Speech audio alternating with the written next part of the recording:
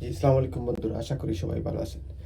বন্ধুরা, just I think yesterday আমাদের বাংলাদেশের ইন্টেরিম গভর্নমেন্টের প্রধান, মাননীয় প্রধান উপদেষ্টা প্রফেসর ডক্টর ইউনূস সাহেব মোদি সাহেবকে ফোন করছিলেন। ভারতের প্রাইম মিনিস্টার মোদিকে ফোন করছিলেন। এটা সৌজন্য ফোন কল। এভাবে করা হয় বা করতে হয়, এটা হয়ে আসছে যুগ যুগ ধরে। এটা শুধু আমাদের দেশের সাথে ভারতের না, এটা দুনিয়ার সব দেশের সাথে এটা এক ধরনের কার্টিসি কল।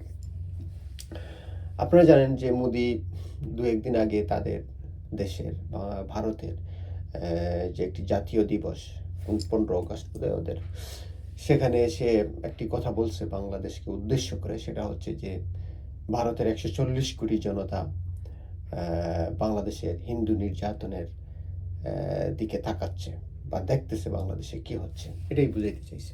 এটা এক ধরনের মেসেজ দেওয়ার চেষ্টা করতেছে আমাদেরকে, বা এক ধরনের ইনডাইরেক্টলি বলতে পারেন, থ্রেডও বলতে পারেন, যে আমরা দেখতেছি তোমরা কি করতেছো। যদিও ভারতীয় মেইন স্ট্রিম পলিটিক্স এবং ভারতীয় media, whatever they saying about Bangladesh internal matter, which is minority বলেন বা আওয়ামী লীগ নির্যাতন বলেন বা মাইনরিটি নির্যাতন বলেন, অ্যাকচুয়ালি তারা সেই আওয়ামী লীগ এবং সাধারণ জনগণের যে ক্লেশ, এটাকে তারা মাইনরিটি ক্লেশ হিসাবে বিশ্বের সামনে তুলে ধরতে চাচ্ছে। কারা? ইন্ডিয়ান মিডিয়া এবং ইন্ডিয়ান মেইন স্ট্রিম পলিটিক্স। কারণ এতে তাদের লাভ আছে। তাদের লাভ হচ্ছে এই যে বাংলাদেশকে দেখাতে পারে যে বাংলাদেশে এক ধরনের মৌলবাদী সরকার বা মৌলবাদী জনগণ সরকারে চলে আসছে, এবং যারা লিবারেল গভর্নমেন্ট ছিল তাদেরকে তাড়িয়ে দেওয়া হয়েছে। এটাই বুঝাতে চাচ্ছে। যেহেতু সাবেক প্রাইম মিনিস্টার শেখ হাসিনা ভারতে অবস্থান করতেছেন এখনও ভারত ওনার জন্য কোনো রকমের তৃতীয় কোনো দেশে ওনার থাকার বন্দোবস্ত করতে পারেনি। তো মোদি যেহেতু এই কথাটা বলছে, এতেই তো তাদের বোঝা যায় তাদের মেন্টালিটিটা, যে তারা আমাদের বিষয়টাকে কিভাবে দেখতেছে। অর্থাৎ তারা ভালোভাবে নিচ্ছে না এই কারণ ক্ষতি তো সব তাদের হয়েছে। আমাদের কোনো ক্ষতি হয়নি। আমরা আগেও জয়ী ছিলাম, এখনো জয়ী। কিভাবে? শেখ হাসিনা থাকতেও আমরা যে সব হারিয়ে ফেলছি তা না। কারণ আমরা বাংলাদেশি, আমরা বাঙালি। আমাদেরকে দাবায় রাখা কঠিন। এটা প্রুভ আমরা বারবার দিয়েছি। 52-তে দিয়েছি, 69-এ দিয়েছি, 71-এ দিয়েছি। এইবার তো সবার সামনে একেবারে জলজ্জান্ত। পাকিস্তান বলেন, ইন্ডিয়ার শিক্ষা নেওয়া উচিত যে কাদের সাথে ডিল করবা, কারা তোমাদের পাশে আছে। আমাদের সাথে দাঁড়ালে তোমাদের দুটি থাকবে না। তো যাই হোক, জেন্টেললি বললাম। তো যেটা বলতে চাচ্ছিলাম, যে প্রফেসর সাহেব, আমাদের বাংলাদেশের প্রধান উপদেষ্টা, মাননীয় প্রধান উপদেষ্টা প্রফেসর ডক্টর ইউনূস মোদিকে একটি কার্টিসি কল করছেন। এটাকে বলে জেন্টেলিটি। এটা তো তোরা শিখবি না, তোরা জানবি না। তো যাই হোক, সে তার সাথে কথা হয়েছে এবং উনি আহ্বান করছেন যে আমাদের দেশে যে সকল এই আপনার মাইনরিটি নির্যাতন দেখানো হচ্ছে, এগুলি সঠিক নয়। প্রয়োজনে আপনি আপনার দেশের সাংবাদিকদেরকে পাঠাতে পারেন, দেখতে পারেন। এটা সৌজন্য বলা যায়। এটাই হচ্ছে ভদ্রলোকের পলিটিক্স। আমরা ভারতের সাথে, আমরা তো সার না। আমরা তো ভারত যেটা করে কথায় কথায় হাত পা আটান শুরু করে, যে ঝগড়া শুরু করবো, এই করবো সেই। এটা হচ্ছে বাংলাদেশের ভদ্রতা। যে বাংলাদেশ বলছে, ঠিক আছে, তোমরা মনে করছো এখানে হিন্দু নির্যাতন হচ্ছে বা মাইনরিটির উপরে সাধারণ মানুষের একটি আক্রোশ আছে, তোমরা এসে দেখে যাও, সত্যটা দেখে যাও। কেন মিথ্যে জিনিস দুনিয়ার সামনে তুলে ধরবা?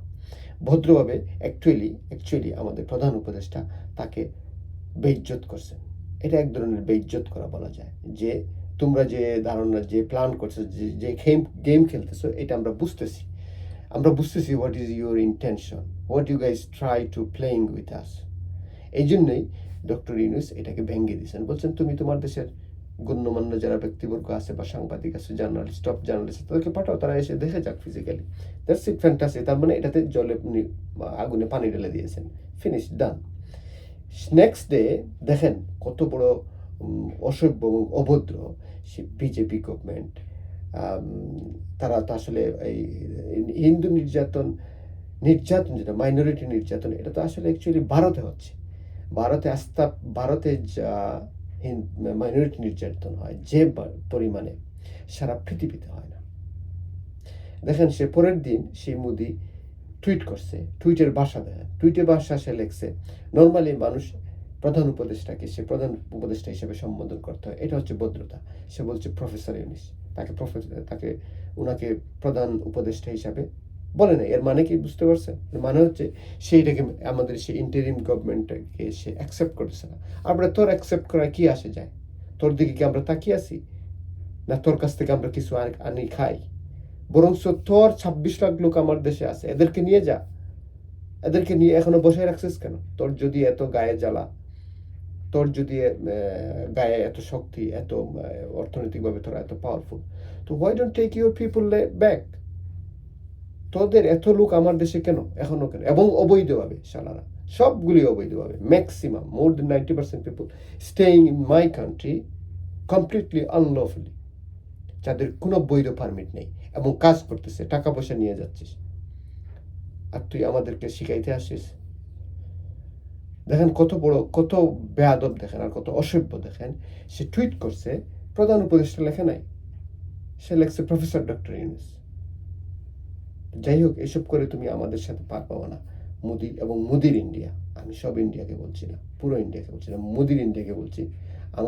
আমাদের চেহারা তো বারবার দেখতেছো, কিন্তু তোমাদের ঘুম ভাঙতেছে না, তোমরা বুঝতেছো না কাদের সাথে খেলতেছো।